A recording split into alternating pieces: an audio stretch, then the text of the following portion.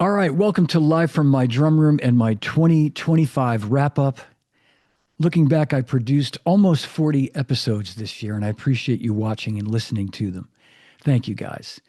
Today's episode will be reminiscent of my early shows where I was flying by the seat of my pants and letting the conversation go where it leads us. Dangerous stuff when you're live, but hang in there with me today because I have a few surprises. But I want to begin by thanking some important friends. I recently added credits to the YouTube show. If you've watched the last, I don't know, 4 or 5 episodes and watched it all the way to the end, you saw that I've added some rolling credits at the end. So you may have seen that. But if you're listening to this on the audio podcast, I want to thank these important friends and partners right now. First of all, my editor, Ricardo Rodriguez, who I refer to as Ricardo the Magnificent Rodriguez. He's been a game changer for me and responsible for making the show look and sound a whole lot better just in the last couple of months. Old friends Craigie and Debbie Zildjian, my former bosses at Zildjian, Joe Testa and Eric Gross at Zildjian and Vic Firth, Don and Chris Lombardi, John Good, Scott Garrison at Drum Workshop, Fred and Dinah Gretsch, the recently retired Paul Cooper and Andrew Shreve at Gretsch Drums, Steve Maxwell, Chad Cromwell, and Harry McCarthy at Craviato Drums, Scott Goodman at Zoom North America. Zoom is the company that makes the camera that I'm using right now and the little mixer that you can't see that I'm using as well. So thank you, Scott, for being the great friend you've been all these years. And the folks at Zoom. My old dear friend Paul Francis at Royal Cymbals. Another old and dear friend Chris Hart and Roger Johnson at Remo Drumheads. Ryan Smith at Shure Microphones. And again, I'm using a Shure SM7B microphone right here. And I think the whole world of podcasters uses one of these mics, the standard. And thanks to Ryan at Shure for always taking great care of me. Jeff and Kathleen Kelly at the Kelly Shoe Company. Love you guys.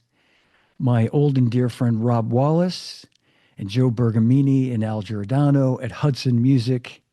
Steve Orkin from Orkin Marketing, who designed my website, www.livefrommydrumroom.com. Check it out. Thanks, Steve. And Joshua Simons, the director at the Percussive Arts Society. And there's many other people to thank, but I do want to just single those people out and thank them for all their support and their help, not just this year, but for many, many years. I mean, I started doing this in 2020, and many of the people that I just mentioned were there with me, kind of helping me through. So thank you, guys. I never thought I'd be here, 5.5 years later, still doing this. So, and as I said, this year I logged in close to 40 episodes. This is episode 254. And I see no end in sight. I've got a whole bunch of people lined up for next year or about to be lined up. People I been talking to and I have my sights set on.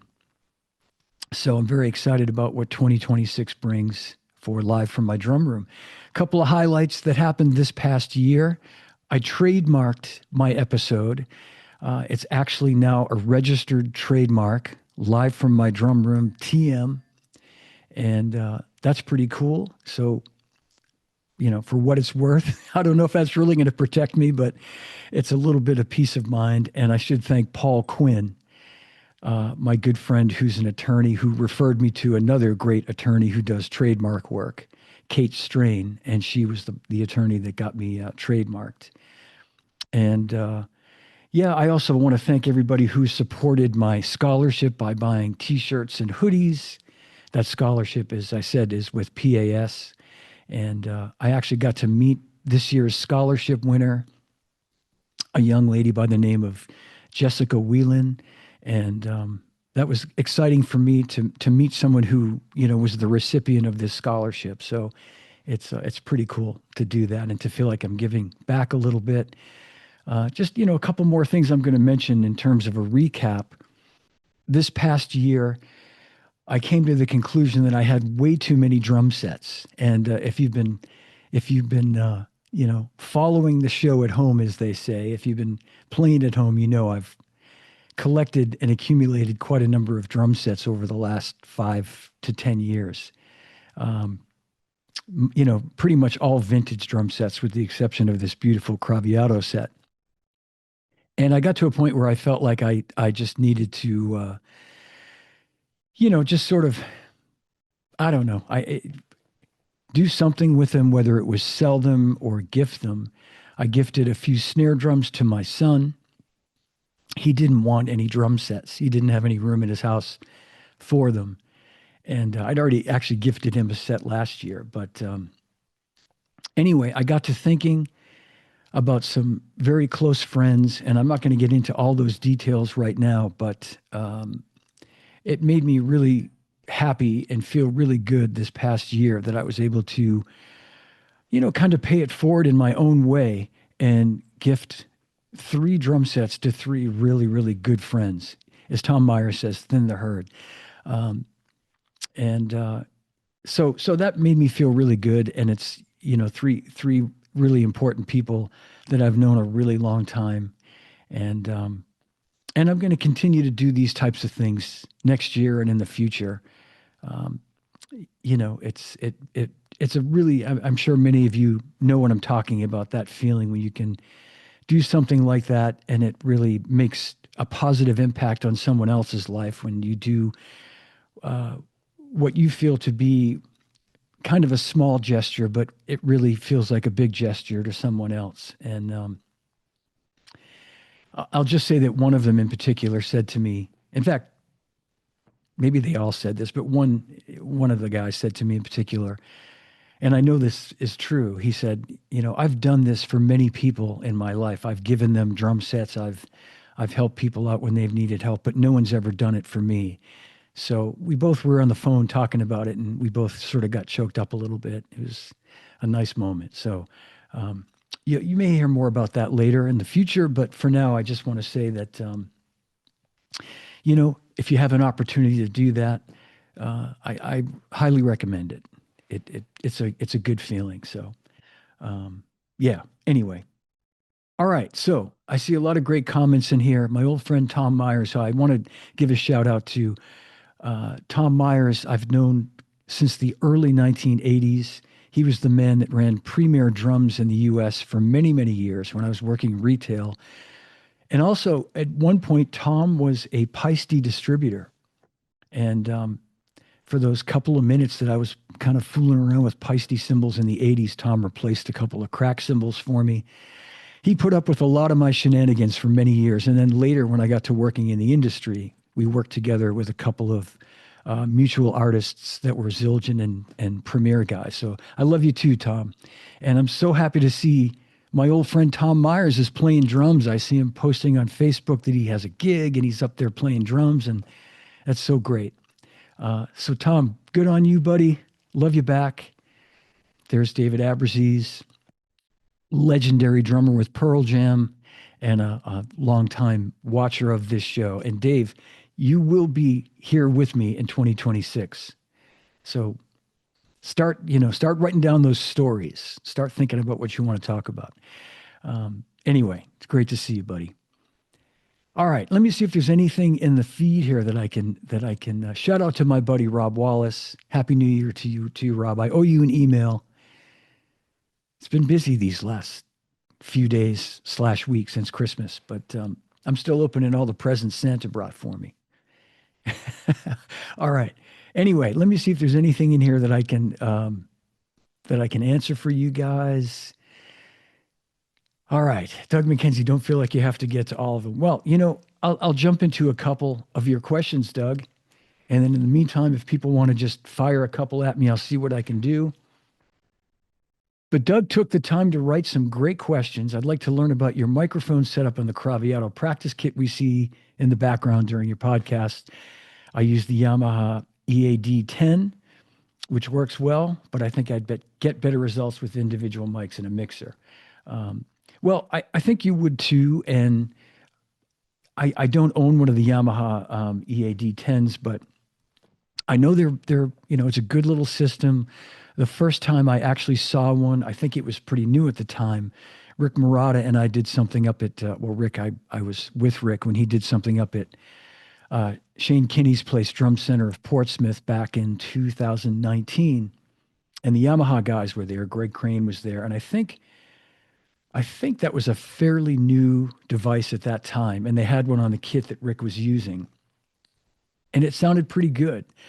Um, but I think it, needless to say, that I think that's a great substitute if you can't mic the drums individually. On this particular kit, I have SM57s on the toms, Shure SM57s. They're all Shure microphones. I have Shure SM81s as overheads, and they're great for cymbals, but they actually work as pretty good overhead mics. There's nothing like an SM57, like, close mic to a tom-tom, but sometimes I just pull the faders down on those 57 mics and just use the overheads for like a Glyn Johns kind of thing. The bass drum has a Shure Beta 91 inside. I have a bunch of these mics now that I bought from Shure. They've taken care of me with. And I also, in some of my bass drums, I started off using the Beta 52, and I have one of these in several of my bass drums in my kits. But both of these kits you see right here that I gig with regularly, the Gretsch to my left and the Craviotto, both have this microphone inside, the SM91, or sorry, Beta 91. And it has more output than the Beta 52. And I can definitely hear the low end response more so in this microphone. In fact, the kit that I used a couple of weeks ago that I'll be using again this week, it's my Peacock Flame Gretsch kit. You might have seen the picture of it. That had a Beta 52 inside the bass drum. I didn't bother replacing it.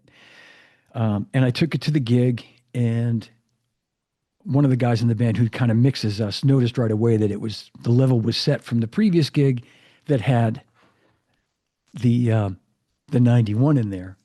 So he right away noticed that there was lower output coming out of this microphone. But once he dialed it in, it sounded great, and it sounded just as big. So both are great choices, but I think this microphone is kind of my choice right now, and I'm eventually going to have these in all my gigging bass drums. It can be an expensive proposition, although I will say Ryan has been very kind to me and actually sent me a couple of these and all that. And I get a good deal. So thank you. Yeah, Tom Myers, I have both Too Much Bleed with the EAD10. And I didn't want to say that, but that's what my takeaway was. Well, I remember seeing that in use. It did give a great sort of overall ambient presentation of all the drums, but I think for practicing at home with a mixer, and that mixer is an Allen and Heath.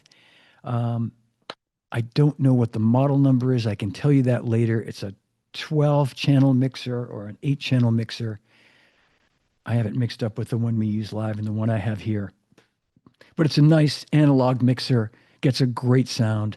And what I do is I mic the drums, obviously, through that mixing board.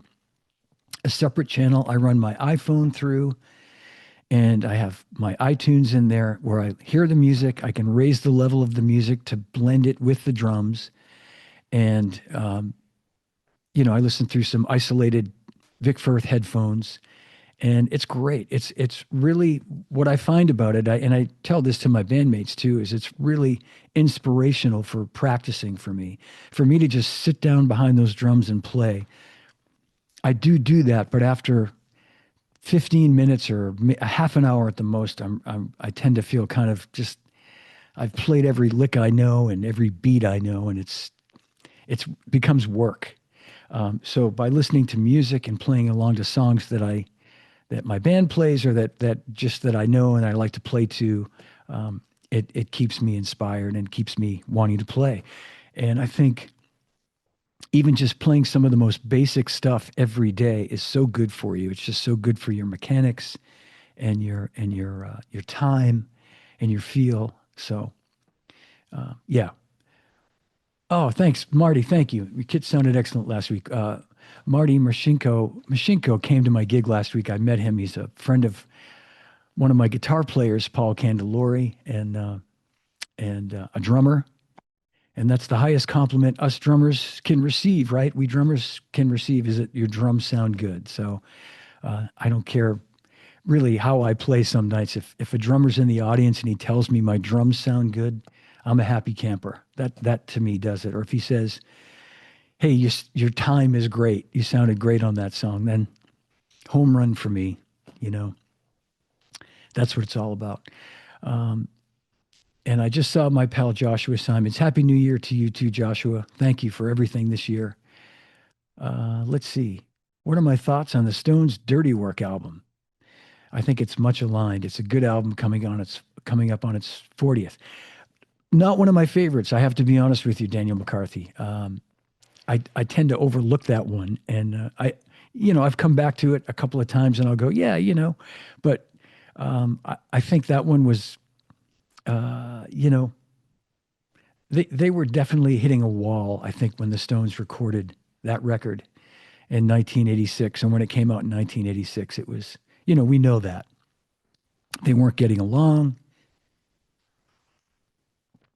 A lot of their creative juices, I think, had sort of dried up, in my opinion. But all right. Anyway, we veered off for a second there. Tom Myers asking if I've ever used the app Moises. I've heard of this, Tom. I've not used it though, but I've heard of it. Yes, I should check it out. All right. Let's see. A lot of casinos in Vegas use the 91. Well, there you go. I mean, if the casinos in Vegas like this microphone, then that's my kind of mic. Then that's one I want to gamble on. Bada boom. All right. Okay. Um, Stephanie's asking, I've never seen you play one, but what is your opinion on electronic drum kits and cymbals? They've come a long way. Some legendary drummers, Jeff Porcaro, had no use for them. What's your take? Well, it just so happens, Stephanie Meganson, that I worked for Simmons Drums 40 years ago. My first job on the industry side of working for a manufacturer was for Simmons Electronic Drums. And I was, in fact, using an all Simmons kit at the time, as were many drummers in 1985. And I loved it for a while. And, um, I mean, it definitely was a thing at that time. It offered a lot of possibilities. And look at what they are. They're even like, leaps and bounds 40 years later. Electronic drums are just on another planet compared to what they were back then. But personally, they're not my thing. I really don't get much out of playing them. But that's, I know people that love them and they swear by them, the ease of dialing up preset sounds and all that. And I think that's great. And I think there's a place for them. I know, if you live in an apartment, I'm lucky enough to live in a house and I have a room down here where I can play. And noise, our neighbors aren't that far away, but they actually tell me that it doesn't bother them. They like it. They must be crazy. But anyway, I'm rambling on here, in a long-winded way to answer your question. Yeah, Jeff didn't really like electronic drums. I had a conversation with him when I first started at Simmons, the very first time I met him at PASIC in 1985, and I introduced myself. I was so excited to meet him, and he was so nice, but he was so not interested in Simmons. He had been using some, and he had used Sin drums in the 70s and in the 80s, and did have some Simmons drums at a time, and later some Dynacord drums, because when I worked for Drum Workshop, we distributed Dynacord, and I got him a set of those. But he used them in situations where he had to use them, where the producer called for them. But he was not someone who embraced them the way others did at that time. Like, John Robinson in the 80s really embraced electronic drums.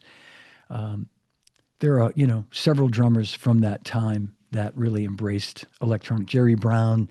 I'm just thinking of drummers that I worked with back then that really embraced the electronic drum thing back then. And Jeff, wasn't, was more of a purist. I think we all know that about him. So, but my take is there's definitely a place I think for them because look how popular they are. But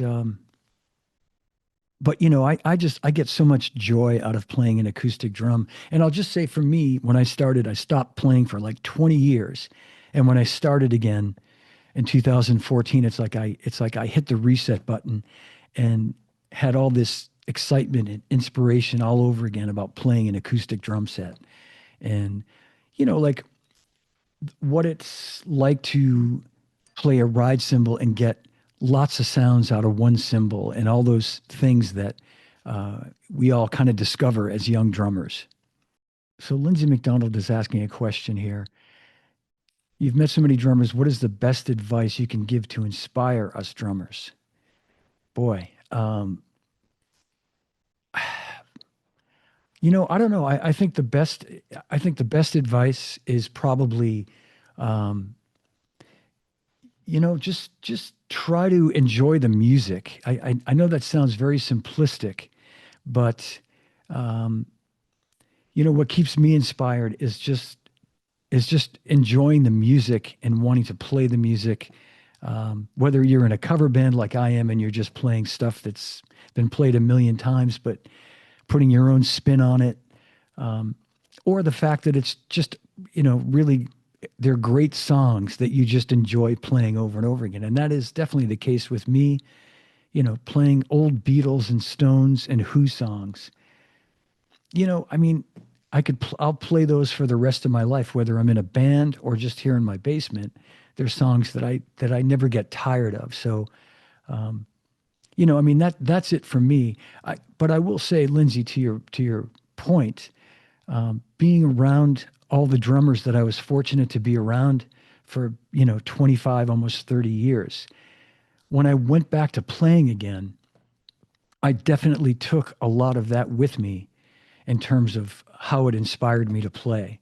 Um, I've mentioned this before, and I'll mention it again. But guys like Steve Gadd and Rick Marotta, um, just being around them and seeing how they approached music, um, it was a lesson for me. I remember Steve telling me when I first got back into playing after not playing for literally 20 years, and I was frustrated with how, I had no technique, nothing, and he said to me, you can't just play, you can't expect to just get back into it and play everything fast. Like, and why do you want to play fast? There's no reason to play fast. Play slow and work at it and start slow and get your mechanics and build up to it.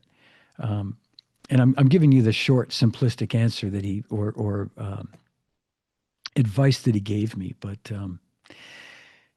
anyway, yeah, I mean, there's been a lot of great inspiration along the way. Sitting behind Peter Erskine and just watching him play time on the ride cymbal, just quarter notes on a ride cymbal, is one of the greatest lessons you could ever imagine. It's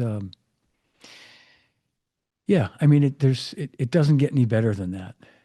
Um, well, guys, I'm going to get back to some of these questions, but it looks like I've got some surprise guests who are about to enter the room here. So rather than keep them waiting, I'm gonna bring them in here. Let's see what happens here. My friend Rick Marotta. Am I the only one here? Am I the only one that showed up today? No, there's another person about to jump on here, but I'm only seeing a phone. So we'll see if that I can guess who that might be. it's not who you might think it is. No. But but well, Rick, everybody, please welcome Rick Marotta, longtime returning champion, to Live from Happy My Drum Room. happy to be here. Just for everybody out there, I know you're sick of listening to me and stuff like that, so don't worry about it. John already told me that he had some other people coming. Otherwise, like you, I'm sick of listening to me as well. So I but he lured me in with the same old thing. Well, so and so's doing it. Okay, I'll do it. Well, Rick, I had this great idea to play like a little entrance song when you popped in. Ugh. Love it. Love it.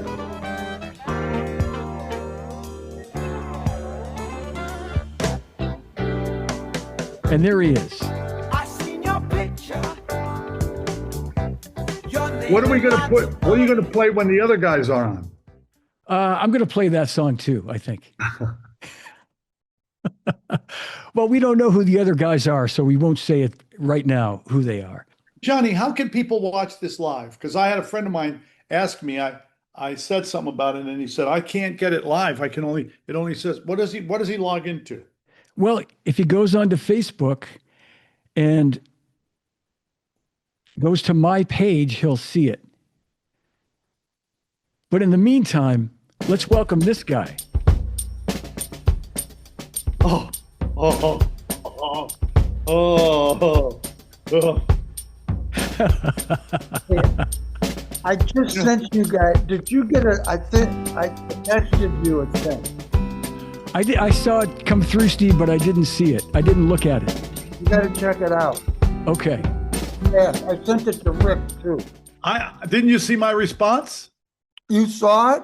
Oh yeah, I've seen it before. Oh, you did? Yes, but I sent you another one in response. Yes, I did. Oh, Okay. oh, oh, oh. All right. Well, we'll have to come back to that. So welcome, Steve Gadd, Rick Marotta, and a guest to be named momentarily, I think. Hopefully he's going to be signing on any minute. But gentlemen, welcome. It's great to see you guys. First of all, happy almost New Year to you both. It's New Year's Eve. It's New Year's Eve. Yep. How's the weather out there in Las Vegas, Steve? Is it a chilly 75?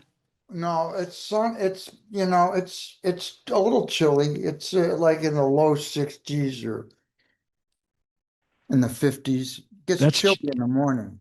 That's chilly. That's chilly. Rick, what about you in LA? Chilly. It's chilly. I had to get up early this morning because of this whole thing. So I had to go to the gym early because it ruined my day. Oh boy, oh boy. Well, But the it's good chilly. It's chilly and it's wet. It's going to rain for like 3 days, Yeah. 4 days. Well, that's not good. That's not I'm good. so happy to see you, John, but I'm also very happy to see my nemesis, Steve Gadd, my dear, dear, dear friend. Mm. Well, that's part of the reason I did this today, Rick, is to try to somehow mend the fences between you guys and just 2026, just, I don't know, pull you guys back together again somehow. I have a feeling those fences are going to come tumbling down in the next 20 minutes. Mm. It I've got seems, I've got some bones to pick with the whole family. it seems so long ago that we were all in this picture together and you guys were getting along and you were telling stories together and smiling and happy, but I don't know. Well, the I- problem, it all started when Rick wanted to marry my oldest daughter, Mary Beth.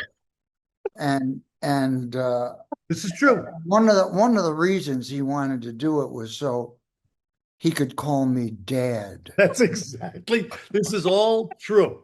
I wish I could say false, but all true. We've had these discussions before. I practiced calling him Dad, and to see the smoke come out of his ears when I did it was worth it.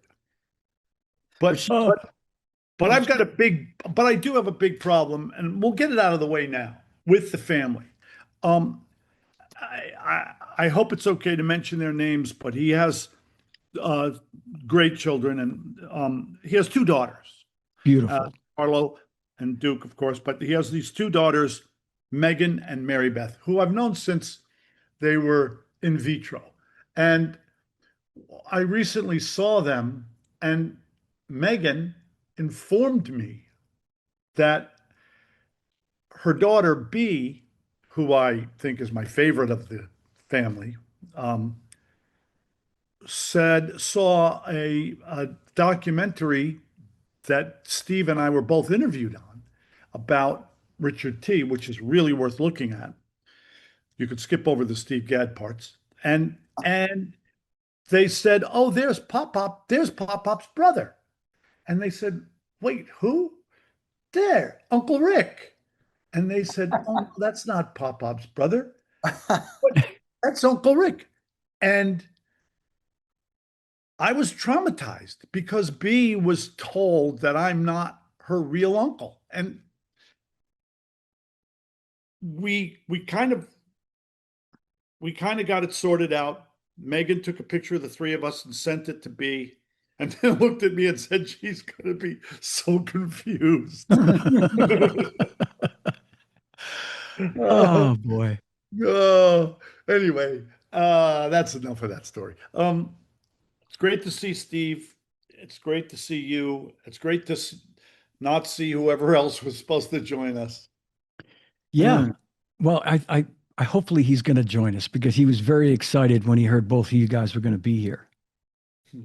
And why that is, I'm not sure, but I'm not sure. I know, I'm not sure either. either. He might have come to his senses, and that's what's happening now, man. oh boy, oh boy, oh boy. So, Steve, you're home until February, you told me. You've had an unbelievably busy year, Excuse me, fall. I don't mean to interrupt. No, I know you don't mean to, Rick. Shh. Steve doesn't like people to know when he's on vacation. That's yeah, that's an old Sorry. working trick. Yeah. Yeah. Right. I'm leaving, but I'm coming back. Yeah. Vinnie Bell. Oh boy. Oh, oh, okay. Well, Sorry, I didn't mean to no, interrupt. that's okay. Well, listen, while I have you guys have told this story before, but do you guys remember the first time you met? Can you guys I I think I can. you can? Okay. But I like Steve's version because it's always tainted a little bit when he tells stories. No, I think it was, well, you were playing with David Spinoza, right? I came in the club and I heard you play, or did I meet you before that? Huh. I thought it was at the Jerry LaCroix session where you No, no, no. I met you before that. I met you at you were playing with David Spinoza. Hey, man, there he is. There he is. The Jedi Master. It would not take the past thing, whatever that thing is. They're always different.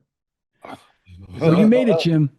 But still, and May Rati. Hey, man, Jesus. Did Cynthia have to get you on? No, the biggest truck in Los Feliz must have crashed right below my. It was the most rude awakening. Oh, that's tragic. I couldn't go back to sleep, so I've been up for a while. But we have the housekeepers today. Normally they are on Wednesday, so there may be a little bit of. If you hear some Spanish speaking, that's my people. Okay. All right. All right on. Okay. Good. So, Jim, it's great to see you. Yeah, John. Thank you for being here. Like this, I wanted to hear what they just said. Where Yeah. where did you guys meet? the first time I remember meeting Rick was I went to hear this band, David Spinoza's band, and it was Rick, Kenny Asher, Stu Woods, and in New York, and Marvin Stamm sat in, Wow. and and the pocket was deep, and and David had met me before that. When I was in Eastman School of Music, Marvin Gaye was doing a show Wow. at about an hour away from Rochester, and and they needed a drummer, so they called Eastman, and Eastman recommended me. My dad drove me down, and Spinoza was opening up for Marvin Gaye. He was actually, singing in front of the band. He didn't even play guitar then. I mean, and Wow. and David and I sort of hit it off. And then years later, I was on a jingle in New York, and David was playing guitar on the jingle, and he looked completely different. But I did some kind of drum fill that reminded him of back when we did the Marvin Gaye thing, and so we remembered where we met. We talked about my dad, and I think he told me, he was playing, and I went and heard the band and heard Rick for the first time, and was blown away. And Rick and I, became friends. I mean, I went because I was just getting to New York, and Rick had already, Rick was already there and grew up near there, so he had a lot of knowledge about what was going on in the city musically, and it was like a lot different from where I grew up in Rochester, which was mostly like a bebop kind of thing, and so he was inspired. He inspired me to, just to play, to play a groove, and and um, and I asked him, I ended up we started, hanging out, and I'd go listen to him play on different sessions, and asked him, who he liked to listen to, and I was over at his apartment, and he played me Keltner. No. Yeah, that's where back in the 70s, and he played me the Meters, um, Yeah. and and uh, and here we are, man. Here we are. Wow. So Rick is responsible for He, taking you from the jazz world. yeah, Wow. This is not going the way I had planned for this to go. Let me just change hats for 1 second. Oh, geez. Now it's going the way I planned. This is the way I thought it was going to go. Hey guys, we all I have to didn't expect collectively. Oh, go people ahead, to be Rick. nice. That We was have to. amazing what I just heard, by the way.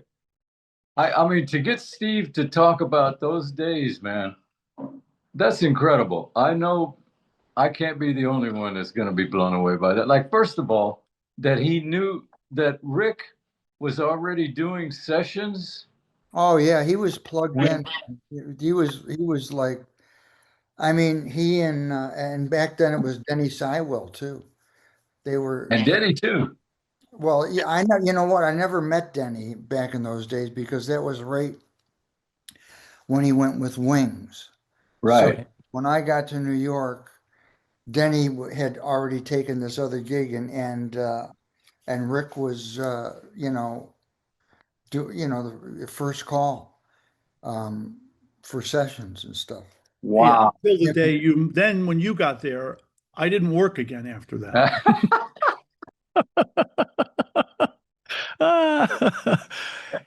Hey, before we forget, I want to congratulate all of us. Want to congratulate Jim on being inducted into Modern Drummers Hall of Fame. Jim, Yeah, congrats. That's great. So What an great. honor. Thank you. Thank yeah. you so much. I Yeah. I actually had to do a little video. Yeah, I did too. That was really hard. See him? Did you see our videos, Jim? What's that? Did you see our videos? No. What? With Which Alex? video? Well, we sent a video to Alex to congratulate you on your. Oh, So maybe he's still Oh putting it no, I got to together. see that. It was painful. They made me do a video too. I didn't. I wanted to be. This is. I'll just be honest and everything here because this is an honest show, right? We're drummers. We're honest. If you're Yes. not lying, you're in It trouble. was. I mean, to me, Steve Gadd belongs in the Hall of Fame. Anybody's Hall of Fame. All the Hall of Fame. And I wasn't even thinking of Ricky, but everybody knows that Steve Gadd. So when they come to me like with that, then I'm just kind of slightly. And I think like, well, okay. And then I realized, no, no, no, this is a great honor. I got to act like I'm really, really stoked, blown away. And it was hard for me because it's not me, like, to be honored. I mean, I'm honored by my friends every time I see them, I mean, everybody loves me. I love them. That's what it's about for me. The award thing is, like I say, somebody like Steve Gadd. I mean, come on, that's something to be honored by. But all I have ever done is just play. I've been fortunate to play with great people. Then it turns out good because, you know what I'm saying. And I'm not trying to be humble. I'm just saying the truth. I'm just trying to be honest about it. And Ricky, I don't even know it. Rick, are you in this thing? When did they honor you with this? No, they don't You even haven't. know. You're not in the Hall of Fame. No, they don't even know who I am. Okay, see right there. They I'm think that gonna I set up thank. Steve's drums on the road. Right, he's the guy. Rick Marotta is the guy that helped Steve Gadd do what we love so much and become the Hall of Fame guy and everything. And they don't know him. That's you know what Steve's being We got to very fix that. he's inflating that and I know why he's doing it because he knows I was planning to throw him under the bus with you. The two of you were going under the bus is coming by and it's coming by and both of you were going to slide under the bus. You're making it very difficult. I appreciate the kind words, but I'd like to stick as being anonymous and not liking either of you so I could get back to the bus driving thing. But I appreciate that. But congratulations, really seriously, to both of you. You both deserve to be in the every Hall of Fame that there is. And I couldn't be prouder to be on this little thing, which I didn't want to do until I mentioned your names, and then it was a no-brainer. Well, Rick, we're glad you're here. And let me just play this in light I'm of in that. love with him and I intend to marry him. A drummer. Or even a real musician, he just makes a noise. You don't know what you're talking about. If he played the violin or the piano, anything that made sense, but the drums. You know how many times I've heard that? We've heard that our whole In life. real life. Yeah. In real life. That was the father of every girl I dated in high school. Yeah. Yeah, I know. Now it's the grandchildren of the women that I go out with. Oh man. Oh. So coming back to like how did the three of you guys, Jim, do you remember when you first met Steve? Now this is embarrassing, but I don't remember anything anymore. I'm at the age now where I was at a party last night and I was praying that I would recognize faces because they're now as old as me. And so that's where I'm at right now. I don't remember exactly where I met Steve Gadd, but I do. Steve may remember, hopefully. I do. But do you remember Steve? Yeah, I was in LA doing a session that Tommy LaPuma was producing. And I think you came by the studio, man. And that's the first time we met. And I was thrilled to meet you, man. Well, come on. I mean, that's somebody told me Steve Gadd is in town. Then that's what it was, and I knew Tommy, so I had to get I had to go down. And, yeah, I mean, when you meet people that blow your way, people that you really admire and stuff. You're supposed to remember when that happens, but all I remember is that watching Steve play in those days. First of all, Steve was like this cat. I wanted his hair so bad, but I wasn't born that way. And and he, he was just a presence. I remember that he always carried a little sack, not a sack, one, the little cool thing that you put your stuff in and you carry around. I remember he had that, and I remember thinking, okay, I got to do that. I got to carry. I got, instead of using my pockets bulging and everything, not looking cool. And I remember just trying. Like I didn't want to try because I'd never been a person that's obvious wants to copy somebody. But Steve Gadd was one of those kind of people. And I know Marotta knows exactly what I'm talking about. When you met Steve Gadd in those days, you wanted to be like him. And I, I couldn't, I knew that once I heard him play, I would never be like that. But I could at least try to be something like that. And that's my Steve Gadd. Oh man. Well, You know what I'm saying? I was trying to be like you guys. And I remember going to a session that Rick was on and for Jerry LaCroix. And he it was with I think Spinoza was on it, Bob Rose was on it, and maybe Stu Woods was playing bass. And the track, the band was burning, and he did this little thing, this little hi-hat thing that I copied, Oh, uh, and uh, and put it on. No, no, no, it's not that one. It's not that one. No, Okay. damn. it's the one on the Tom Scott album, New York Oh, mean Connection. old world. Huh? Mean old man. Mean Yeah, dirty yeah, old. yeah. That little hot. That's the hot. You know the one because Yeah, dirty old man. Yeah. Oh, dirty old man. Yeah. What Yeah. happened on the Jerry LaCroix thing?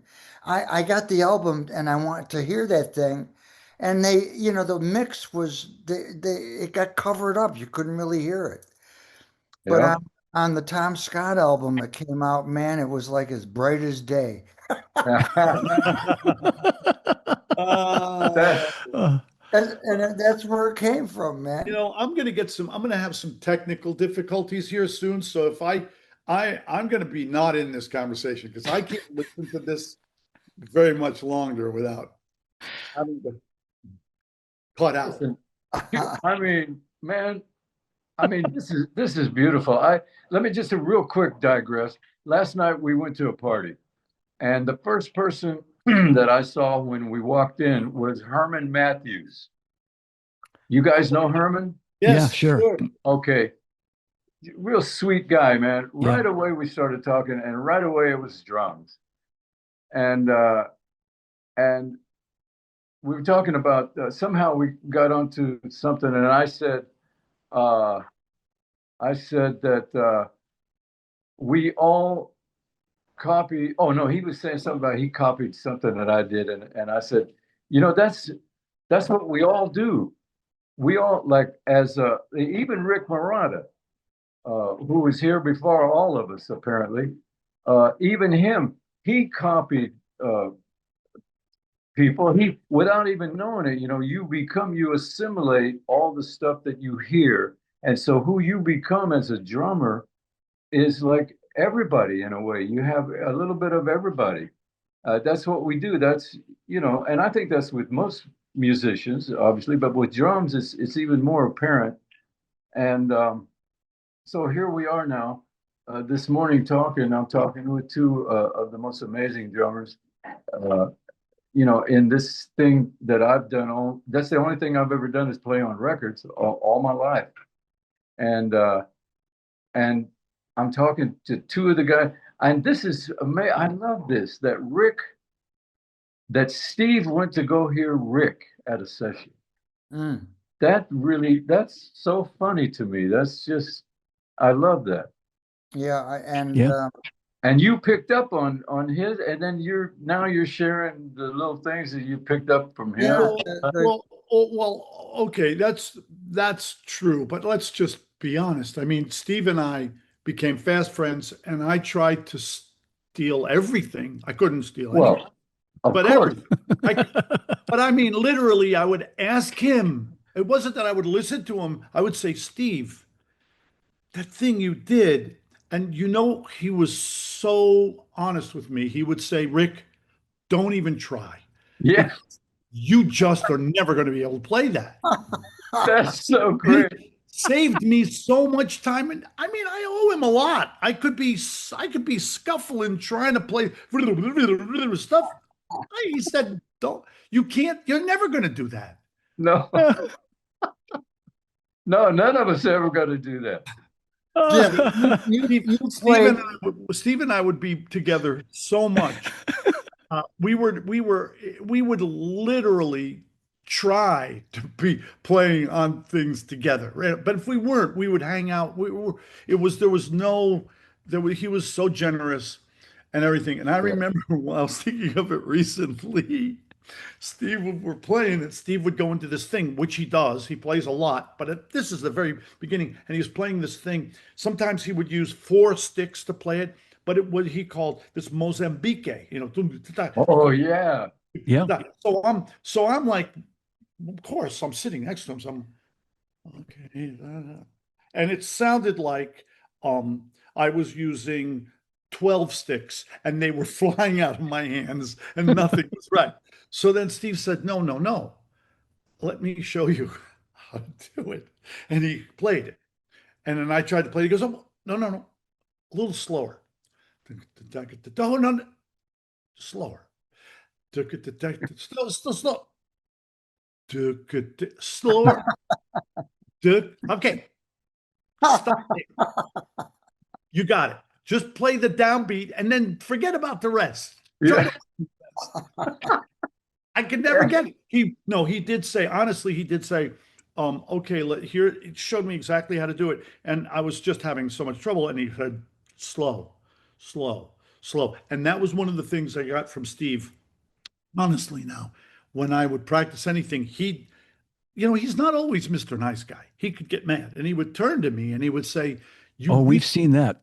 You really have to slow it down. You've got to play it right, slow, before you can make it happen, before you can make it groove. And I always, to this day, I do it.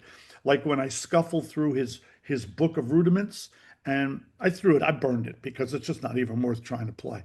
But slow, slow, slow. And I say that to people. I just was at a friend's the other day who I got a pad for and sticks, and I sat with her and I said, I showed her a couple of little things because I've been practicing more lately. And same thing. I said, slow, slow, slow. So I'm slow. I play everything slow. I'm the world's slowest drummer, I think, because of Steve. Remember, Jim, you played on Down in Hollywood, that one with with the rye. right? And did you played on the Lowell George Can't Stand the Rain? Oh yeah. We were know those songs? we were staying at the Chateau Montmartre. We were both there for different projects, but we were hanging together between work, and we would sit and listen to those songs. Rick, remember? Oh yeah. Oh yeah. Listening to those over and over. I still listen to that. Me too. I listen. Yeah. I did it recently. I did a podcast with Johnny, and I said, I don't like to do these podcasts that talk about myself. I like to do them, and I say to them, let's talk about Keltner, let's talk about Gadd, let's talk about Tommy Breckline, let's talk about anybody but me, and let's listen to songs that they did. So I did. We listened. We did talk about me a little bit, but remember towards the end, Johnny, we Yeah. played. We We talked played. about this song. Had a friend, Louis Brown. He was a deacon, just as wise as he could be. That's the book. Now you realize he could read the good book back from Revelations down to Genesee. You know, last Sunday morning we was over to the church. My buddy wants to take him a stand, and he looks out upon the whole congregation, the good book in his hand. Now he cast his eye about, and then he looks over in the amen corner. All the sisters commence to shout. What'd he say? Still grooving right there. A married man's a fool to think that his wife loves nobody else but him. She stick by you all of your life, but chances is mighty slim. Now you read the good book, chapter 21. Every married woman got to have a little fun. Read on over chapter 22. Just sin to let that woman make a fool out of you. Now you read a little further, chapter 23. She two-time you, brother, like she double-crossed me. Read on back over chapter 10. Shimmy one time, she got to Bible again. Cause a married man's a fool to think that his wife loves nobody else but him. I mean, loves nobody else but him.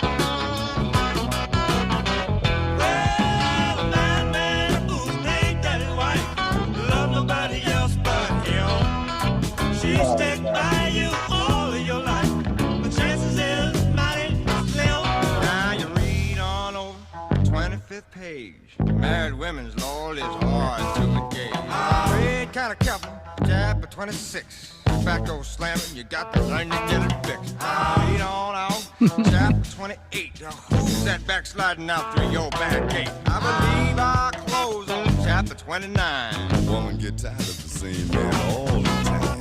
Cause a man's a fool, think that his wife love nobody else but him. I mean, love nobody else but him.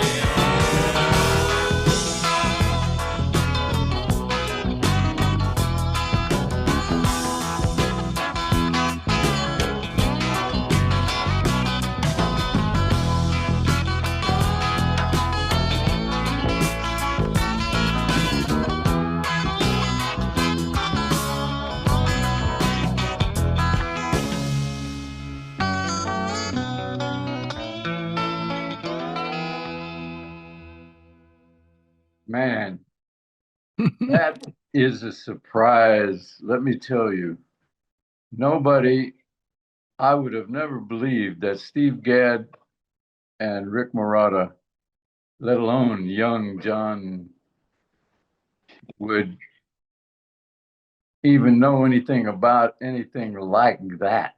And I was embarrassed by that record so many times. And for you guys to appreciate the looseness of that, man, when we're talking to two of the tightest drummers, all I ever wanted to do was be able to play that tight if I could just do it, but it could never happen. This is what I was talking with Herman last night.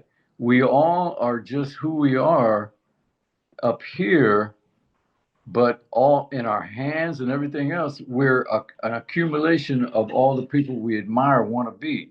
Like, I am a version of Steve Gadd. I am a version of Rick Marotta, but nobody's ever really heard it because it won't come out in the hands. But in my head, it's there. We're all versions of each other. Yeah. There was another record too with Rye. I don't remember the name of it. It was like a gospel. What was the name of that record? Do you know it? the name of that record that was from Is that Chicken Spin? Paradise and Lunch. Paradise and Lunch. okay, yeah. I got it That from a yeah. yeah, that whole album, man. Everything that Jimmy did back then. Well, I was glued to that stuff he played, and we would talk about it all the time. That was one of my biggest influences. Even now, when I play now, I aspire to think. It's not, it's the thinking. It's like Steve. Yeah. I'm lucky I spent time with these guys, but it's here. It's from here to here.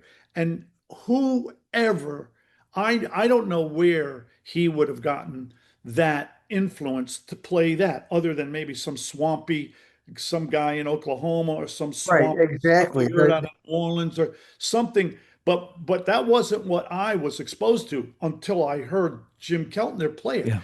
When I first saw Steve Gadd play, I remember the first time I saw him play. I have to interject something here. The David Spinoza story, going back to Spinoza, doing the gig with Gadd.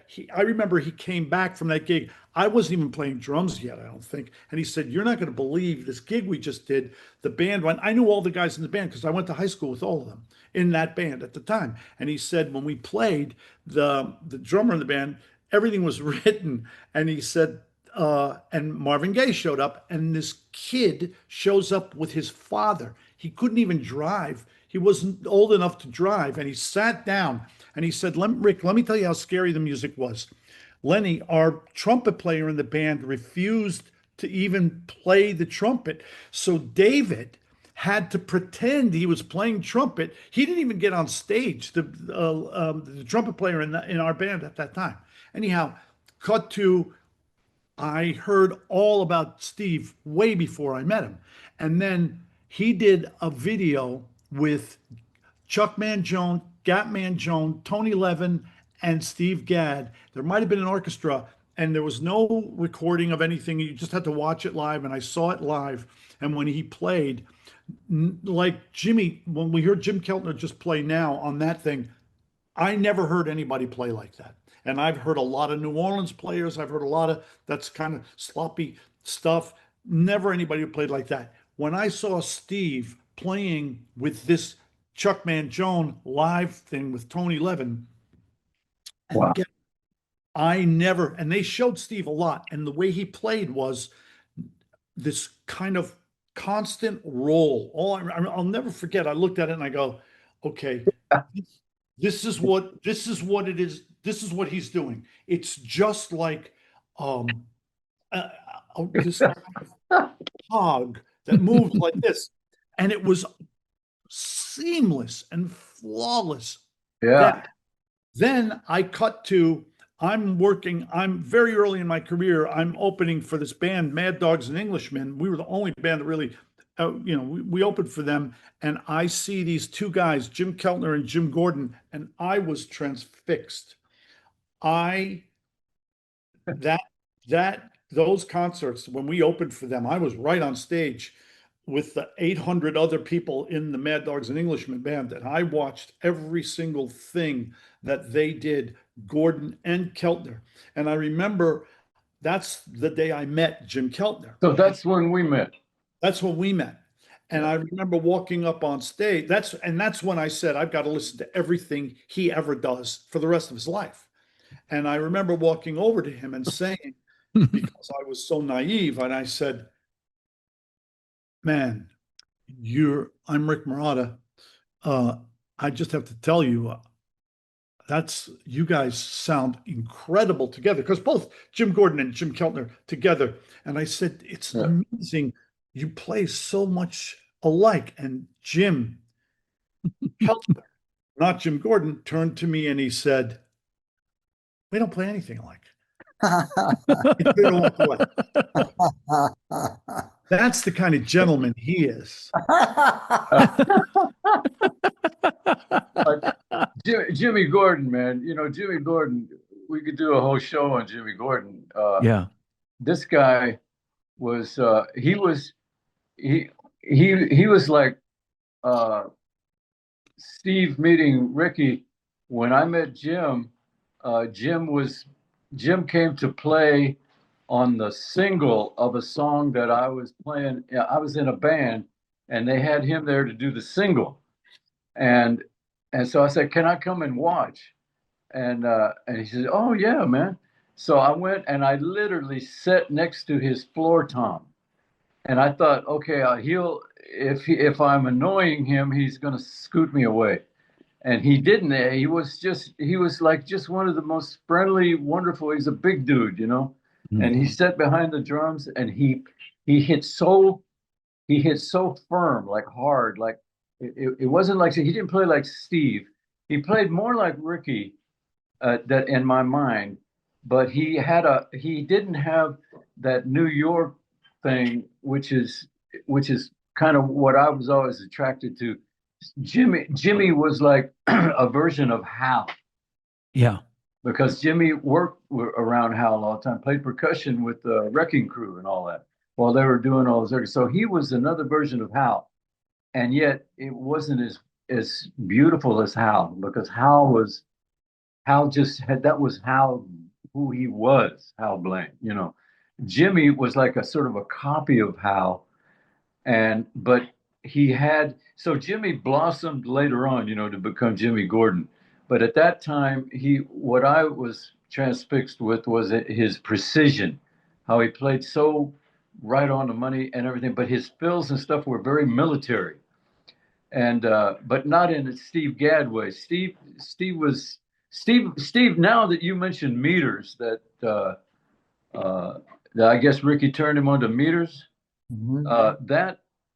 That makes sense now, because that is Steve Gadd, that beautiful precision with a little military, and all from that New Orleans meters thing, man. That makes sense now to me.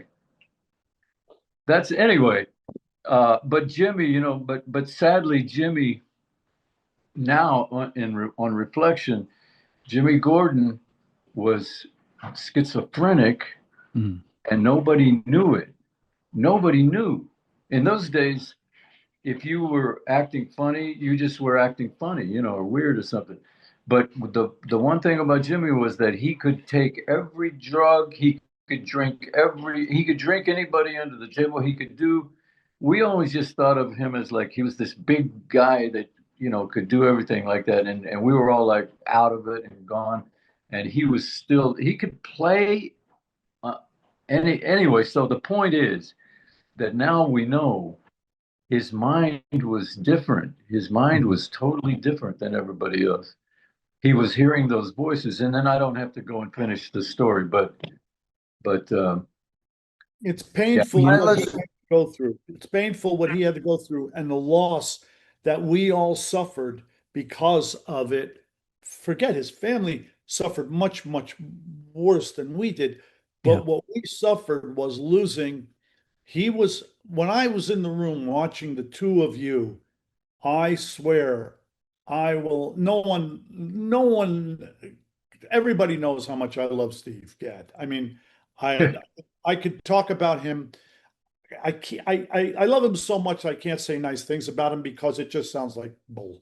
So, but you guys sitting in that room, Right. I mean, but I'm talking about Steve as a person, as you know, I get emotional about it. But yeah, I was in that room and I was just a kid coming up, and I saw you guys playing together, and I thought, how am I on this same stage with two guys? And you're right, Jim. In retrospect, honestly, I was just so much in awe. I think all I could say was you sounded so well, so good together.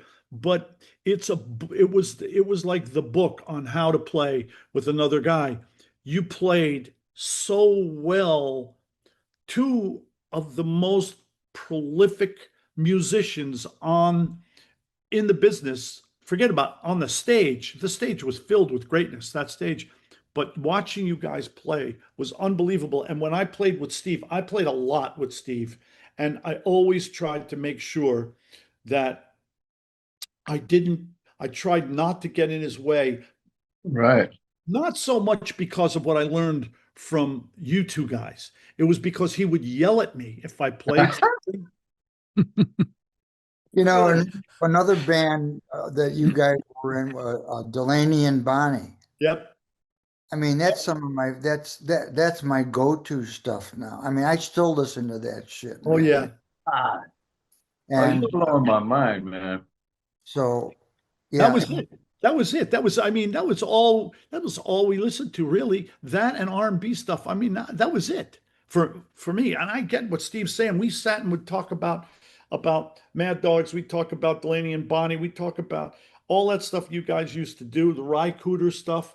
I mean, I don't understand why everybody doesn't just study. And I say it, Johnny, how many times do I bring it up when we do interviews? I always bring up Jim Keltner. I don't like to talk about Steve so much, but I bring up Jim Keltner, and I bring up Jim Keltner's work with Rye Cooter, because something about Rye and the way I don't know what Jim's going to say about it, but I think that I worked with Rye a couple of times, but once because Jim said he couldn't do it and he recommended that I do it. Was the Dwayne Eddy album, and Jimmy was out on the road, or he would have to go somewhere, so Rye called me to do it, and I was like over the moon. But I think that Rye let Jim Keltner be Jim Keltner on these records. I Sure. mean, Yeah. who's going to tell somebody to play like that? And it got captured forever. And people should be listening to that. That's what drummers should listen to and learn, instead of a lot of this other crap that I see, that I crawl down the rabbit hole of social media. I, I wish that people were listening to Keltner and of course all of the Steve Gadd stuff. That's the end of my spiel now. Go Okay. ahead. Well, Oh man, this is why I wow! call I just don't even know what to say. this is why I call Jim the Jedi Master. There's Mm. it all comes to the same place. I have a question. This is a really good question that Tim Pence asked for the group, for all of you guys. So I'm going to ask each of you guys to give an answer to this. But how do you personally decide what a song needs versus what you can play? You know, versus what, you know, maybe is there ever a time, and maybe I'm expanding on his question, that you play something differently because you think the song needs this more than what you want to play? Does that question make sense? How do you decide what to play versus, you know, what it needs versus what might come naturally to want to play? Hmm. I think for me, that's too much thinking right there. Yeah. You said so much that I already am thinking, no, I can't think about that. It's just no, I think I know the answer, Jim. I think it's basically you know instinctively when you hear something what it needs. In other words, like you. Let me say this real quick, because I'd like to know these two guys, how they feel about this, because along those lines of what you were talking about, for me, I got to say that I was told in the beginning when I first started playing on records that the first thing you got to not do is play with the vocal. Like, don't listen to the vocal and go with the vocal so much, because that's going to be the first thing replaced, right? Mhm. You know, especially in those days. And so I always thought I was doing the wrong thing, and I always felt guilty when I was playing because I always played to the vocal. And then I met Ringo, and I told Ringo that, and he says, "Oh, I always play the fucking vocal." And so I thought, "Oh, good." Uh, Yeah. but so when this kind of conversation comes up, I always kind of have to say that I always want to play, something that uh, that has something to do with the vocal. What the fuck is happening with my throat? So I just wonder if you guys do that, Steve and Rick, or John, if you do that when you play. I have to listen to the vocal and I play from that. Absolutely. Yeah. Yeah. Yeah, and I think, Steve, you answer next, but I was going to say I think the question, and I might have messed up what he was trying to ask, but I think it was more like, do you have to differentiate between, all of you guys are capable of playing uh, much more than maybe what some songs need. So you need to, do you often have to throttle back what that song needs? Like you play something maybe a little simpler than what some drummers are tempted to play busier, and other times when you just say to yourself, this is what this song needs. I mean, look at Charlie and Ringo are great examples of that. Yeah, exactly. Exactly. Yeah. Well, Steve, I mean, does that question? Yeah, Yeah. I mean, I think that you sort of develop a thing over the years. I mean, back in the 70s, producers had a lot to do with what, trying to get you to do things, and sometimes, sometimes it was against what my musical taste would have been, but you do what you try to give people what they hire you, what to give them what they want. Yeah. Yeah. Over the years, it's like the music. I feel like the music needs less. We don't have to set up go. We don't have to play a fill going from A to B. And it's for drummers. It can be really difficult to not do that because but to just sort of allow it to go, you know what I mean, and not fill every section, and just sort of pick a place in the middle of the thing where you do something and it makes even no matter how simple it is, it makes more sense and it stands out because that thing that you did isn't competing with fills for going into every section. You know what I mean? So, and I've learned that just, you know, from getting older and, and, and just trying to be supportive, and from, like, I learned from Paul Simon, like he he wants to be able to tell the story. You know what I mean? He wants to Yeah. he doesn't want to have to play over, something that I'm doing that might be a great fill. But if it makes it hard for him to deliver the message, vocally, then it's not the right thing, no matter how great it is. Yeah. Yeah. Yeah. In terms of drumming, it has nothing to do with the music. So, um, the music is the determining factor for me, and getting older, and and trying to be more frugal with with the fills and things. It makes more sense. But Music. you were doing that. You were doing everything you described as a very young man.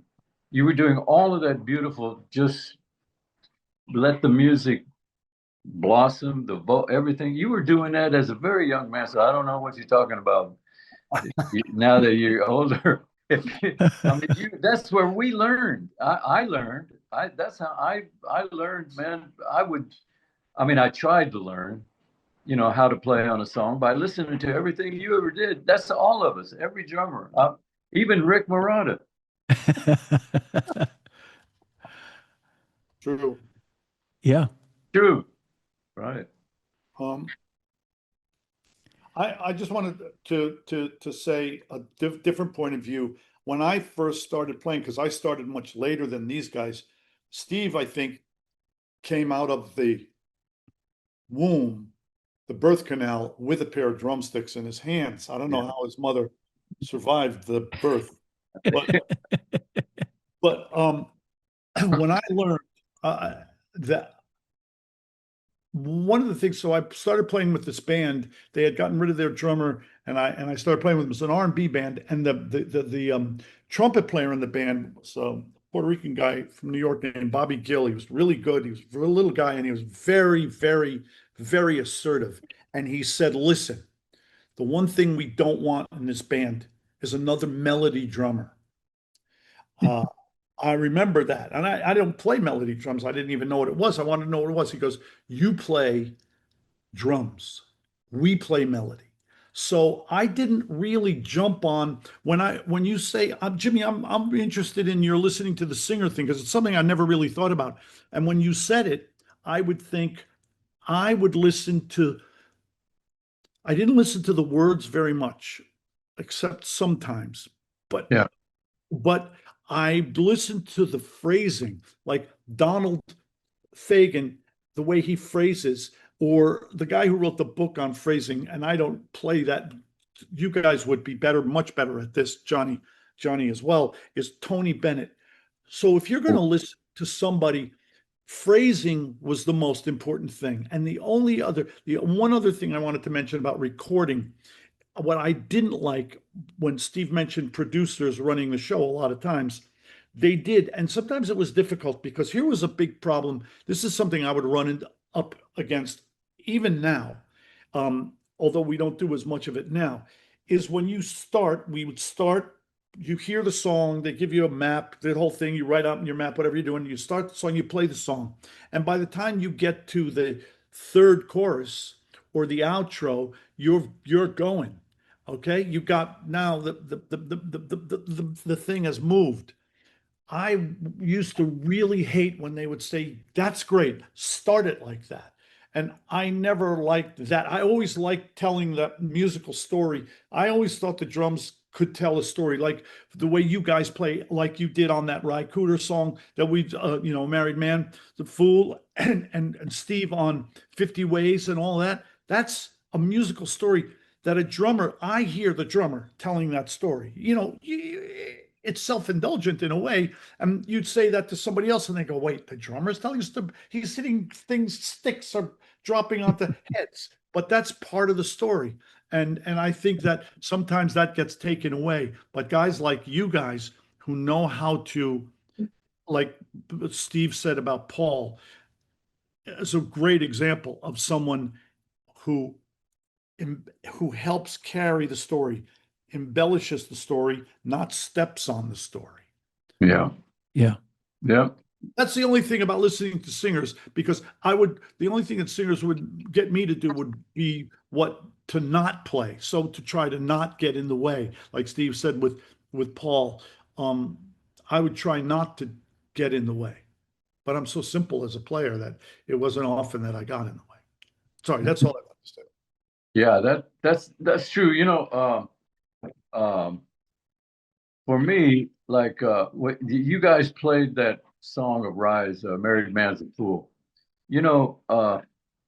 That's a good example for me because lately, as I've gotten older, I'm realizing that because I used to, as a young man, as a young drummer, I used to feel guilty that I couldn't sing the song that I had played on, that I didn't listen to the words. I listened only to the phrasing, and I didn't know what the words were. And I'd go, man, I gotta try to remember, like the other guys in the band, or like the singers and stuff. Anyway, so now what I'm realizing is that what affected my playing, it was not only the phrasing, but the what the song was essentially saying. Like "Married Man's a Fool," I remember thinking that just it cracked me up so much, and it's so true. The words were so cleverly written and beautiful, and so I had to, like,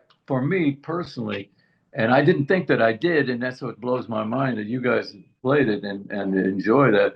Uh, I wanted to match, like what you just said. I wanted to match the cleverness of those lyrics. I mean, and the reality of those. "A married man's a fool." It's beautiful. We're all married, and we know what that song is. And I wanted the drums to like you said, I wanted to, match that in a way. And so there are numerous times when I look back, and some of my favorite records that I played on turn out to be songs that really hit me, that made me laugh or made me cry. And this is a good question I'd like to ask you, because I've talked about this. This is a perfect opportunity to ask two of my favorite people. Have you guys ever cried when you played? a song, did a song ever move you so much that you cried and you thought, oh my God, I don't want to blow this take. That's a great question. Yeah. Steve doesn't know how to cry. I'll answer for it. I've played songs that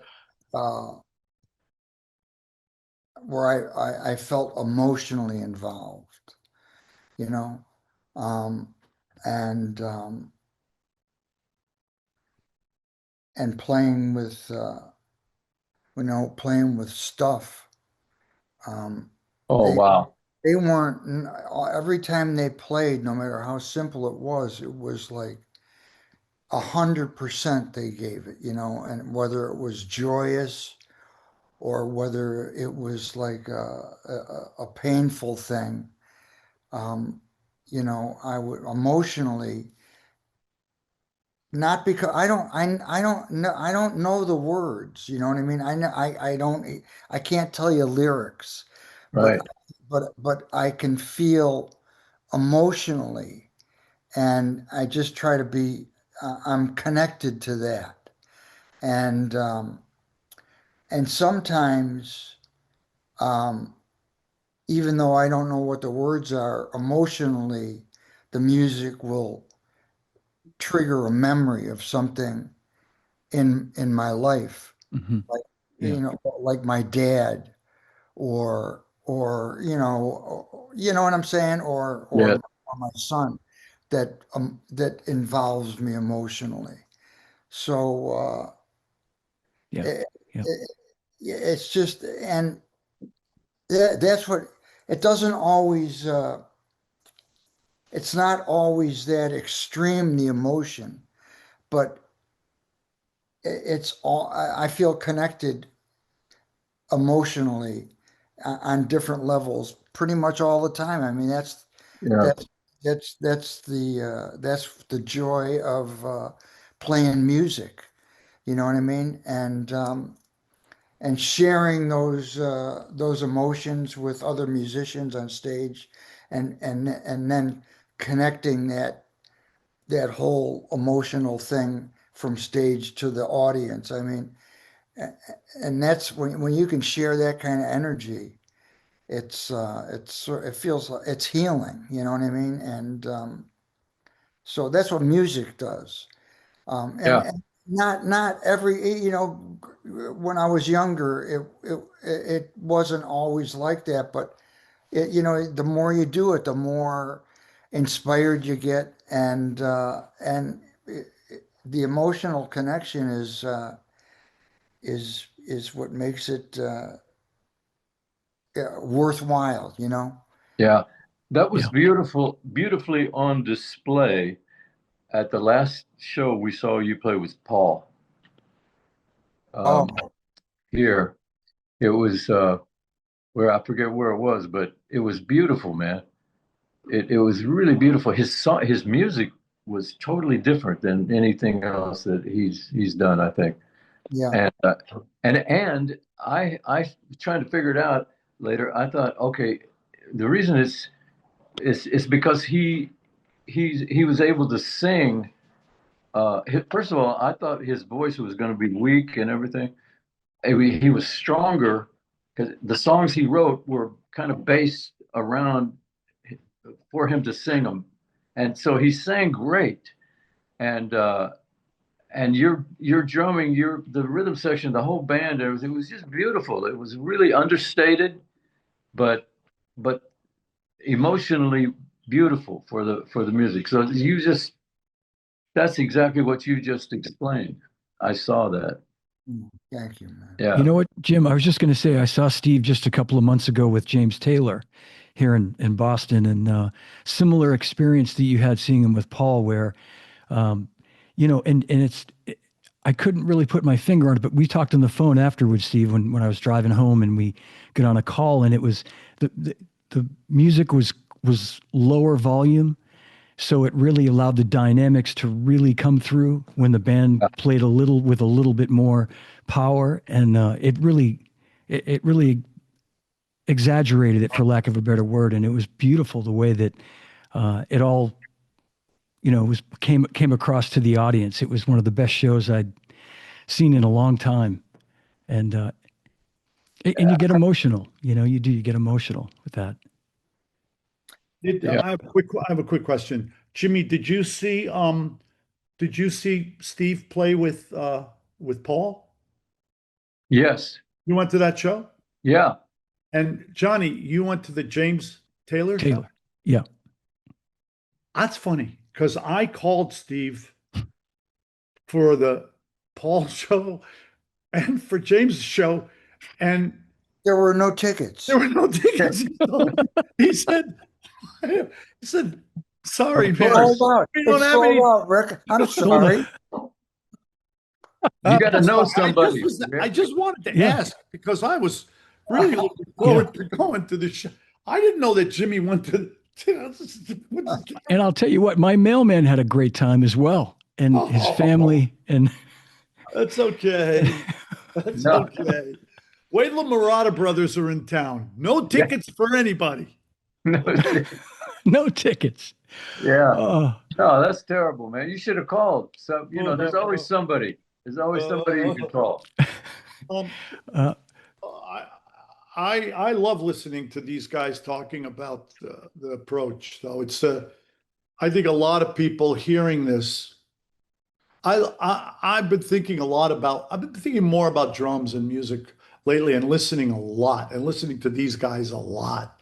And I guess it's from being old. I miss a lot of the great opportunities to play groove stuff and feel good about it.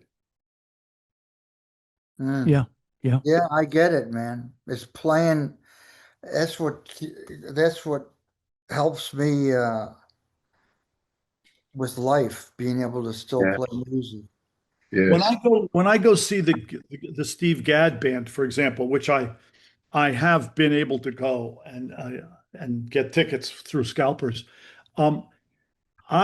It amazes me because I've known Steve so long, and I've known Jim really a long time too. But when Steve and I came up together, if he was doing a gig, I was there. If I was doing a gig, he was there. Even if somebody else was doing a gig, we were there together. But each other's playing, and when I go to see Steve play now, and last time he was with Travis Carlton and the guys in the band, I think Mike, or it's Mike Landau here, and it's you go in and it's Steve Gadd, and the room is filled with people to see Steve, and Steve plays music. That band is not like, and I don't want to. I'm not trying to. I don't want to name anybody else's names, but you don't watch a guy. You don't go to a drummer's show and just see a bunch of solos, song after song after song. He'll do a solo, sometimes a short solo, generally where he gets to show what he can do, but it's always about the music. And it's so impressive to me to see, knowing, I know what Steve can do. And I've heard him do it. I've heard him do it next to me on stage just so that I look bad.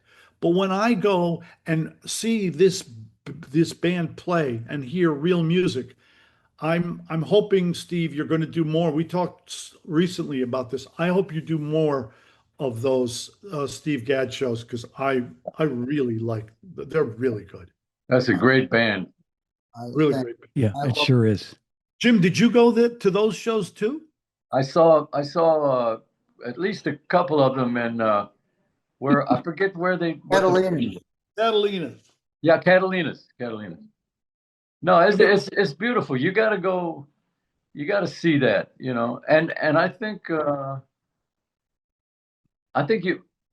it's important actually for people to see young musicians to see that band. Yeah. Because of a lot of different reasons, not just a whole slew of reasons. Volume is one thing. I feel uncomfortable talking about volume sometimes the way I feel about it because I don't want to upset any of my young friends. My younger friends, I know I can't say that. Most of all of my younger friends, I don't know what the hell I'm saying. Uh, but it's well, like last night, one of the last conversations I had with the host, uh, Timothy Schmidt. I know you know him, Ricky. I don't know about you, Steve. I don't know. He's the Eagles bass player, Ah, and he, I've known him for years, and I and he met has when a he was beautiful in home Oakland. out in Calabasas, and he does a party every year, around this time, and so we always go because we always see the old friends and everything, and so we were talking right at the end before we were leaving. He's the music that was being played was some of the old Motown stuff, and some Marvin and stuff. And when that's playing, and you're standing next to a musician and you're both listening to it, that's what you talk about. And you talk about how great it is and how how much you miss it, and to me, anyway, we were talking. He was saying, "Oh, the drums, they were," and I said, "Yeah, those guys never pounded. There was never like a pounding backbeat. It was all just about the music being uh, perfectly matched. You know, you know what I'm saying. And and I hope that because music is goes in cycles like all art, and I hope that comes around again pretty soon to the younger generation where they understand that loudness is sometimes achieved better by playing quiet. Uh, Loudness on its own, just a constant loudness, is what never captivated me. That's why I never. There was like Nirvana hit me hard. I love Nirvana. Nirvana was I think they changed the face of music. And in fact, I mean, it was very powerful, Nirvana, what they did, and they played loud. But for some reason, and I think it was because the kid was a genius. Cobain was a genius. His lyrics were genius, and you heard them, and you could actually repeat them sometimes. They stuck in your head. His melodies, simple, and but went right in, and they played loud, and that's the only band that I can think of that I could listen to that was a really loud band, and a lot of my friends love the bands, that are loud. I can't if it doesn't anyway. I love that period. I love that era where Roger Hawkins, how he played on "When a Man Loves a Woman." Uh, all those kind of Al Jackson, my God, and, Sunshine with Bill Withers, uh, all the amazing Aretha stuff, and the Motown stuff. I mean, just Clyde Stubblefield with uh, James. Those guys weren't pounding. Those guys were playing firm, but Yeah. it Yeah. was, but it had the volume they played allowed the music to just blossom, just come alive, and vice versa. There wasn't bass players playing so hard that the drummer had to start pounding. Anyway, that's a whole other conversation. you know what? I heard the Eagles at the Sphere. Oh, So I didn't know the bass player's name, but man, they sounded fantastic. you know, that was a conversation last night. The Sphere apparently is really difficult for the musicians to play because there's nothing on stage. It's all in ears. Right. But the audience hears something they'd never heard before. It's so good. It So sounded that's what you experienced, right? good, and the sound was unbelievable. Wow. Henley, his parts for those songs are really perfect. His Yeah. drum parts, Huh? his drum parts. Yeah. Yeah, he's good. Yeah. Really his Yeah. groove and they sound um, they sound like they're real simple and anyone can do them, but when you put them under the microscope, Right. Oh man. some of them are pretty tricky, man. Yeah. And they work perfectly for that stuff. And man, that's a great band. You Yeah, know, that's it, good to hear you say that, man. it was really enjoyable, man. Yeah, that's great. I'm going to be able to tell Timothy that you said. Yeah, really, it was great. And the Sphere it's a great place to go hear music. I didn't know that it was harder I don't like in-ears. I don't really, See, I don't, so that'll be interesting when you have to play there. If you play there sometime, it'd be really. Aren't you going to do a gig there, Steve? Isn't there some no, James was going to do something no, there? he does stuff in Vegas, but not at the Sphere. You know what I Hmm. mean? I don't know if I'd ever be able to play there, but it's, it was pretty, the visual stuff was amazing Yeah. and it was really great, that show. I liked it a lot. Wow, that's good. I haven't Hey, been there yet. I can't wait to go see it now that I know about it. Yeah, it's very enjoyable. hey guys, Uh, say a quick hello to Dave Mattacks. I know we're going to be winding down in just a few minutes, but I wanted to just bring Dave in to say Happy New Year and my local buddy. And I know you guys all know Dave, DM. So how Hi, you Dave. doing, man? Happy New Year, everybody. It's great to Happy see New Year. everyone. hey David. Great to You see you all. you missed a very uninteresting conversation. No, it's a very interesting conversation. The thing about volume, No, about everything. No, it's been a joy. Yeah, I've enjoyed spending time with my old friends, and you joining is a great addition to it. This is fun. This well, was you know nice. the thing about volume, guys. what's Hey, that? what do you mean dynamics? I'm playing as loud as I can. Right. Yeah, yeah, exactly. Exactly.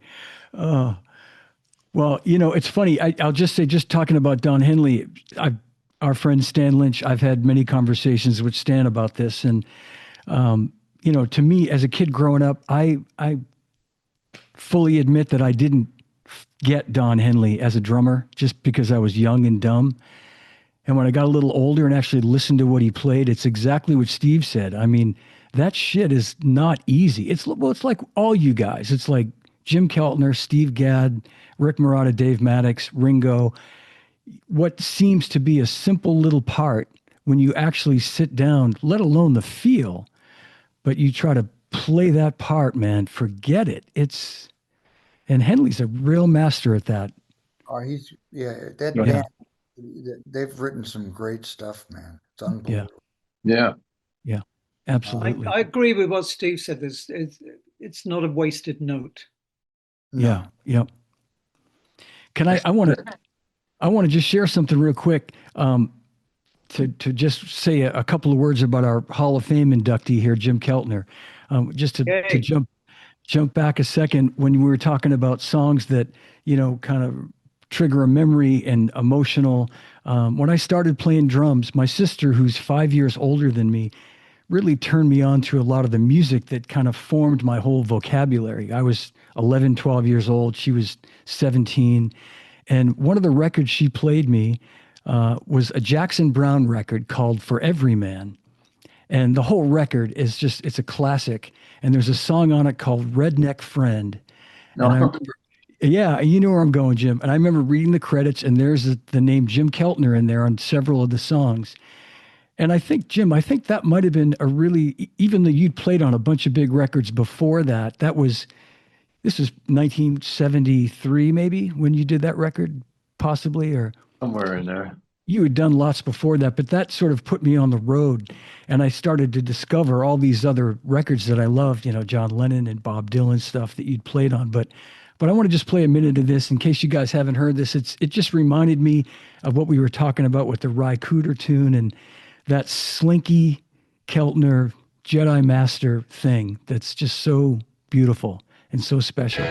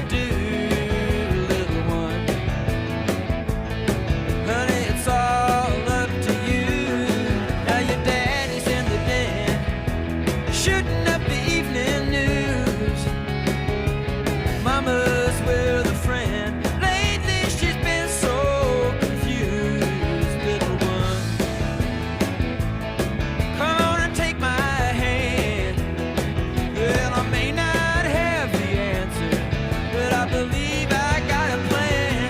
But honey, you say Colorado, we will go on down the line. See if we can get in touch with a very close friend of mine.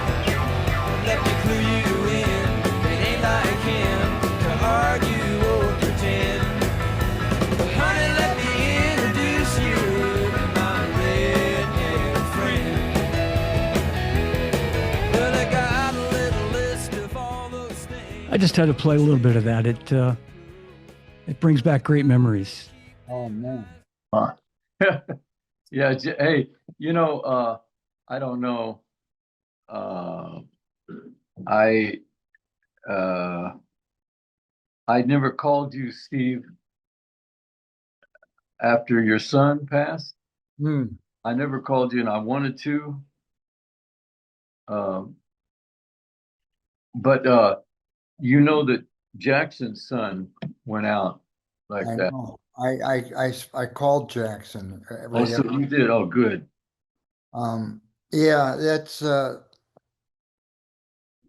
Yeah, that's a rough one, man. That's Yeah, a man. I can't. I mean, honest to Jesus, our son is a year sober, Steve. I He's thank God. I called your kid, man, one time because Denny Sywell told me that he right. was like, like that he was in and out and stuff. And I called him and just he gave him my number, and he never called me, but I'm glad to hear that he's doing good. Yeah. So That's great. but it's like Ringo says, and they all say this, it's you're only one away. So it's truly one day. Yeah, Take this day because that's it. And so 1 year celebration, yeah. that's great, man. But Well, yeah, and then a and my hug from us. yeah, man. I just wanted you to know how how awful it was for us to hear that you had to go somebody like you. We just everybody loves you so much, Steve, and I know you know that. And but for you to have to go through that, man, was because I have dreaded that like most of his life because that's how long it's been. Well, And we went through years of dreading it. You know what I mean? yeah, Oh, and I feel the love from all you guys, even though we didn't. I didn't. I spoke to Rick, but I mean I didn't. And a lot of people have sent messages and called, and all of that love is what gets us through it. So thank you guys, man. Yeah. Appreciate Yeah. uh, Yep. Jim's yeah. right. We But all that reminded me, Jackson. See, I haven't called Jackson yet about that. it. Yeah, Me neither. Me neither. I have Yeah. to. you know what? The only reason I did right away Well, because a lot of people, I wanted to leave space, but only because I had just gone through it. You know what I mean? I'm sure, and he knew about that. And I just wanted to just let him know that I loved him yeah. and not to bother him. But it was just so fresh in my mind. I felt like I had to call. You know, Yeah. so I saw Bob Glaub and I told Bob to tell him. I didn't want to call him because I knew what was going on. I had Bobby talk to him about it. And with you, Steve, how I felt when with Duke and we were together with him days. We had breakfast just days before it happened. Wow. And I think of you guys and you have all my love. Jim, I didn't know you were going.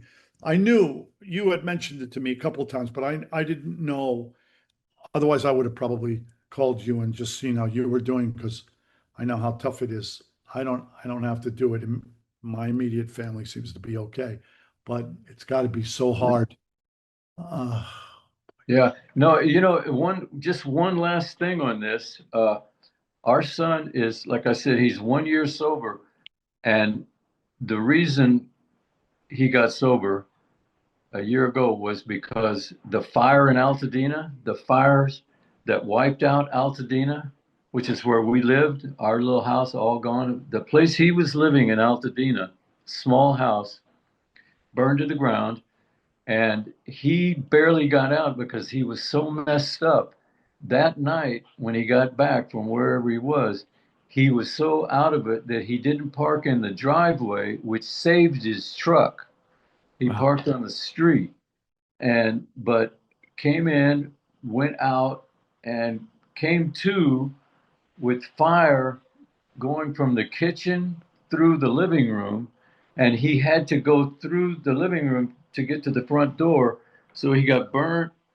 And then when he got to he's out of it, and when he got to the front door, he fell, gashed his head huge, had nothing but his shorts on and a t-shirt, and went out.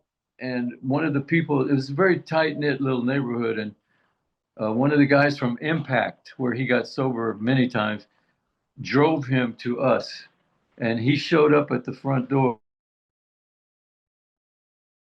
Sorry, guys. I think I went on too long. No, it's okay, Jim. Do you need a quarter for the meter, Jim? What's that? You need a quarter for the meter? Yeah.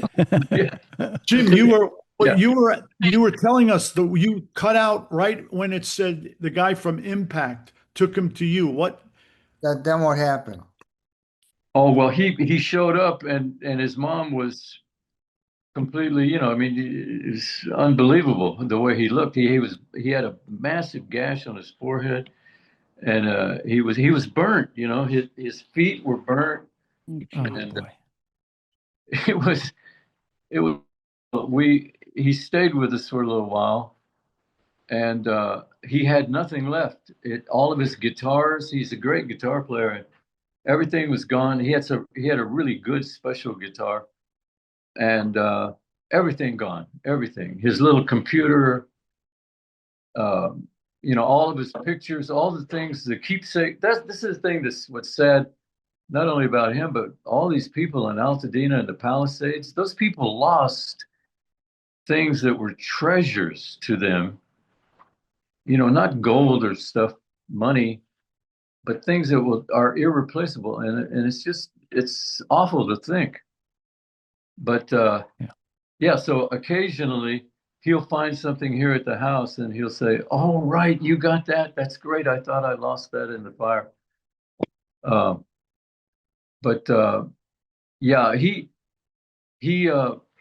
is living. He's in a sober living place now, right across the street from Impact. That's the way God works in our lives.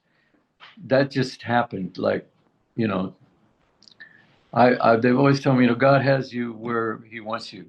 So stop complaining. That's been my thing for many years. Be grateful. Well, man, hearing that he's doing good is like, what a great way to start this next year. Yeah. Man. Give him a hug, man. Give him a hug. And Definitely. From all of us, Jim. Yeah. Definitely. I'm so happy that that's working out. God. Yeah. Yeah. Thank God. Yeah. Well, I want to thank you guys for joining today. I feel like I don't tell, and this is probably a good opportunity to tell all of you guys just how much you mean to me as friends and humans, and obviously great drummers and musicians. And I just want to thank you guys for being here. And Charlie Drayton's, I tried to get Charlie to join, but he was traveling today, so he's saying deep love and gratitude to all you guys. Yeah. Charlie, we'll get you next time. And, but yeah, I just, it's like, Jim, you might've just said this, or maybe it was you, Steve, but I every opportunity I tell my kids I love them, I tell you guys that I love you guys, and you just got to do it every day, every opportunity. Yeah, I think so, man. I think so. We should do this more often. Well, Yeah. what are you guys doing tomorrow? I'll leave the Zoom room open. We'll just come back and Morning or afternoon? I think I got a jingle. I think we should do this more often. So, because We this should. is the most rest I've had in weeks, just listening to you guys go on about yourselves. I just really got some rest. I don't know if you've noticed, but man, I can sleep with my eyes open. Oh boy. I just I especially want to thank Jim Keltner because, you know, Jim, I know you don't do a lot of these, so I appreciate you. You know, you jumped right in yesterday when I called you, Oh, and I so no. appreciate it. My whole thing today was that the girls are coming, and I didn't. Now they've been really quiet, and they have to get to work now, so they got to finish the kitchen, you know. I got But you. they've been respectful here. I got you. So I'll sign off and everything. But man, talk about love, man. Come on, I love you guys, you know, so much, and so that's it. That's We it. love you too, man. I You're love an icon, Jim Keltner. You're an icon. You are Yeah, Jedi but Master, that I don't know. Hall of Famer. I'm going to go listen to Leon Russell right now. Yeah. You made me want to do that. Actually, I'm going to do that. I can't believe I'm going to call Rye. He's, you know, he lives in New York now. He does? Yeah, he's a Santa Monica surfer dude that born and raised here, and he went to New York. Well, he moved to Altadena, and Altadena burned, and so Wow. they said, okay, screw this. So they moved to New York, upstate New York. You talking about Rye? Yeah, Oh I'm man. going to That's a call him big- and tell him about this. That's a big change. Thank him for All right. letting you, thank him for keeping your parts, your twisted, left-handed, wacky parts on those Oh records. my God. Amen. Amen. Because if it weren't for that, I wouldn't be able to introduce people to the real Jim Keltner. Like they think this is you, this Mr. Nice Guy. That's the real Jim Keltner. Forget those backbeats and everything. Listen to all that slinky shit that goes on in those songs. Amen. You invented that. You wrote the book on that. Oh man, no, somebody else. I don't know. That's Levon. that's my favorite stuff. That stuff is so great because you can't teach that. You just can't. You can't write it. You No, can't write you it out. can't. You're born. When you were talking earlier about, we were talking about what you learned to put, well, you know, what's the appropriate thing to play on a song. No one in their right mind would walk into a room and play what you played on A Married Man or Out in the Woods or Tightrope or all those, like all the Rye stuff, the chicken skin music stuff, all of that Oh. rock order stuff. Chicken skin. Nobody in their right mind, nobody would even think of playing that stuff. And Exactly. not You know, only but- thought of but it, you know- got away with it. But Ricky, you know, right. See, the thing, you know, what you said about Steve telling you, don't try it, you know, don't even try. I loved it, you saying that about what he told you, because I told that to Jeff Picaro. Jeff, we would sit in the car after sessions and stuff real late, and he'd play me something, and I go, what? And he said, that's me doing you. And he'd be playing some crazy shit, and I said, Jeff, don't listen to that crazy shit because you've got a great career coming right in your face here, man. You're going to be one of the great studio guys. And listen to Jimmy Gordon and Steve and those guys. Listen to those cats. Don't mess with that stuff. You're going to mess yourself up. That's what you were telling Steve, Ricky. That's funny. That's a different thing, but Oh man. that's really funny, man. Well, guys, You thank guys you. have- you Thank don't know God, what no- you've done thank for God me nobody today. listens to anybody else. That's all I'm saying. Oh man. Well, happy New Year, Jim. Congratulations on your great Hall of Fame induction. And, Yes. Amen. Bravo. Yeah, Yeah. congratulations, man. And I'll end the show. I want to thank my guests, Rick Marotta, Steve Gadd, Dave Mattacks, Jim Keltner. Thanks for watching, everybody. Big hand for these guys. Guys, hang tight for 1 second. We'll say goodbye in the room. Thanks for watching, everybody, and we'll see you soon. Happy New Year to everybody. And I love you guys so much. Thank you. Right back.